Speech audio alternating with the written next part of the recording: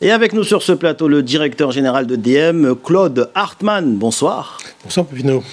Alors, première centrale solaire à Mayotte pour EDM. Si on doit aller plus loin que le reportage, quels sont en substance les apports de cette nouveauté ? Eh bien, en fait, nous, à EDM, nous croyons au développement de Mayotte, nous croyons à l'avenir de Mayotte, et nous proposons à Mayotte, finalement, que cet avenir soit fait sur des solutions innovantes, des solutions respectueuses de l'environnement. Et à ce titre, pour accélérer, parce que ça a été dit dans le reportage, on n'a que 5% aujourd'hui de l'énergie électrique à Mayotte qui vient du solaire, qui vient du renouvelable.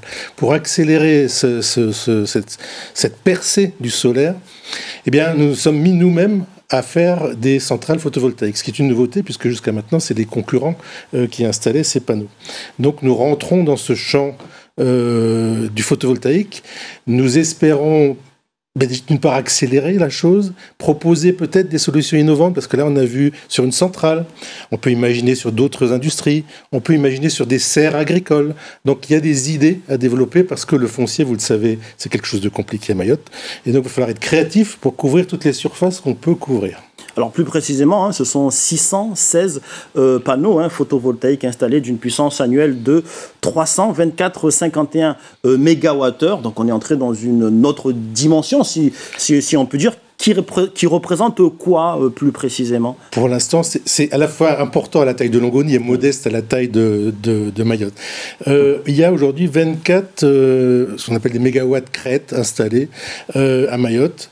Nous-mêmes, nous projetons d'en installer 8 dans les prochaines années. Vous voyez que ça fait une belle accélération parce que le plateau, ça fait des années que ça ne bouge pas. Il faut vraiment faire quelque chose pour Mayotte. Et donc, c'est dans ce terrain-là qu'on a envie aujourd'hui de s'investir. J'ai des équipes qui ont appris ce métier-là. On est en train de signer des contrats avec des surfaces. J'ai dans mon portefeuille une trentaine de projets déjà signés. On compte en avoir 70. Vous voyez, c'est le démarrage de quelque chose pour permettre à Mayotte de s'équiper de photovoltaïque de manière beaucoup plus conséquente qu'aujourd'hui. Alors, une délégation a été récemment partie en observation auprès de producteurs de biocarburants, c'était en métropole, 100% renouvelable. Comment comptez-vous accompagner ce projet à Mayotte ?